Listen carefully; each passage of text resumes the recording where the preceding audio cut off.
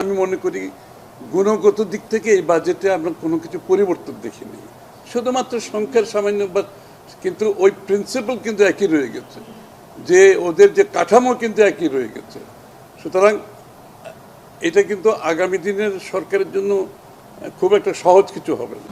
বাজেটের সাইজটা যে বিগত সরকার যেভাবে বাজেটের সাইজ বাড়াতে যে জায়গায় নিয়ে গেছে, সেটার সাথে বাংলাদেশের রাজস্ব আয়ের কোনো সম্পর্ক নেই, এক নম্বর।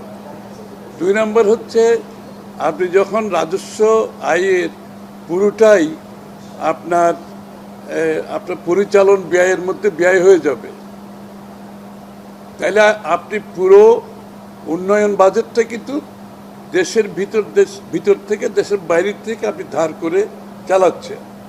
এবং তার ফলে যে সমস্যাটা হয়, সেটা হয় কি, প্রথমত যে সরকার যখন দেশের ভিতরে অতিরিক্ত আপনি ঋণ নেয়, দেশের ভিতর থেকে বাইরের থেকে, একদিকে বাইরের থেকে নিলে আপনার ঋণের বোঝা বাড়তে থাকে, দেশের মানুষকে সেটা দিতে হয় বছরের পর বছর, এবং সেটার ইন্টারেস্টের কারণে আপনার ডেভেলপমেন্ট ওয়ার্ক সাফার করে।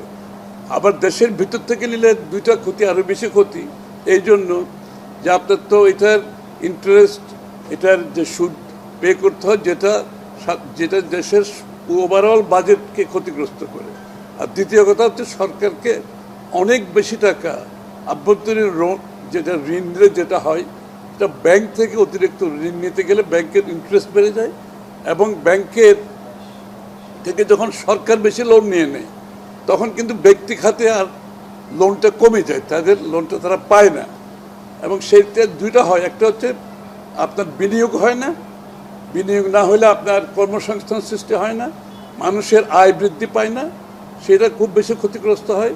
অন্যটা হচ্ছে যে, যেহেতু প্রাইভেট সেক্টর লোন পায় না, বিনিয়োগেও যেতে পারে না, এবং বর্তমান বিনিয়োগ যেটা আছে সেটাকে বাড়াতে পারে না। সুতরাং আমি মনে করি এই বাজেটে সেই বিষয়টা লক্ষ্য করে আমাদের রাজস্ব আয়ের সাথে আপনার বাজেটের সাইজের একটা সম্পৃক্ততা থাকা উচিত ছিল। আমি মনে করি সেটা হয়নি। সেটা পুরোটাই রাজস্ব আয় যেটা আছে সেটা আপনার পরিচালনা ব্যয়ের মধ্যে চলে যাবে, এবং পুরোটাই কিন্তু দেশের ভিতর থেকে বাইরে থেকে লোন নিতে গেলে যে প্রভাবগুলো আমি বললাম, এই প্রভাবের কারণে অর্থনৈতিক ক্ষতিগ্রস্ত হবে। আর এর বাইরে এটা আমি প্রথম ওভারঅল বিষয়টা বললাম, এটা অত্যন্ত গুরুত্বপূর্ণ। এটাই কিন্তু মূল বিষয়। অর্থাৎ আগের যেভাবে বাজেট চলে আসছে, মূলত সেখান থেকে আমরা খুব একটা সংখ্যার তারতম্য, ছোটোখাটো হয়েছে, কিন্তু প্রিন্সিপালের যে বাজেটের যে প্রিন্সিপাল, ওই জায়গাটাই কিন্তু আমরা আগের মতো রয়ে গেছি। সুতরাং গতানুগতিক শব্দটা আমি বলতে চাই না, অনেকটা সেই জায়গা থেকে খুব একটা বেরোতে পারেনি। এই বাজেটের আপনার রাজস্ব আয়কে ভিত্তি করে আসলে বাজেট করা উচিত। তাহলে আপনার প্রাইভেট সেক্টরে মানি ফ্লোটা থাকলো, তার বিনিয়োগ থাকলো, এবং ইন্টারেস্ট রেটটা কমে আসলো, আপনার বিদেশ থেকে ঋণটা কমে আসলো, ঋণ সার্ভিসিং কমে, যে সুদের হার, সুদটা কম পেমেন্ট করতে হবে, কিন্তু সেই জায়গা থেকে আমরা খুব একটা সরে আসতে পারি না। সুতরাং আমি মনে করি এই মৌলিক জায়গাটাই গলতটা রয়ে গেছে।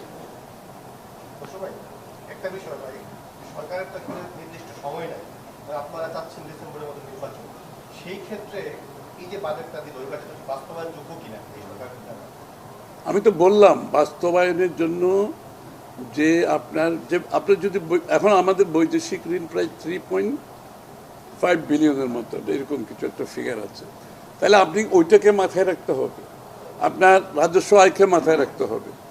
আপনি ওইটাকে মাথায় রেখে যদি আপনি আমার মন্তব্য দিতে হয়, তাহলে কিন্তু এই বাজেটের সাইজটা আরও ছোট হওয়া উচিত ছিল। তাহলে এটা তো হাউস হোল্ডের মতো, আপনার গৃহস্থ একটা ইনকামের মতো, একই কথা, তো কোনো ডিফারেন্স তো নাই।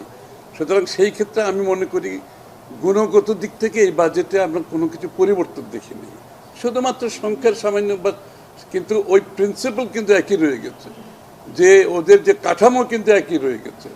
সুতরাং এটা কিন্তু আগামী দিনের সরকারের জন্য খুব একটা সহজ কিছু হবে না।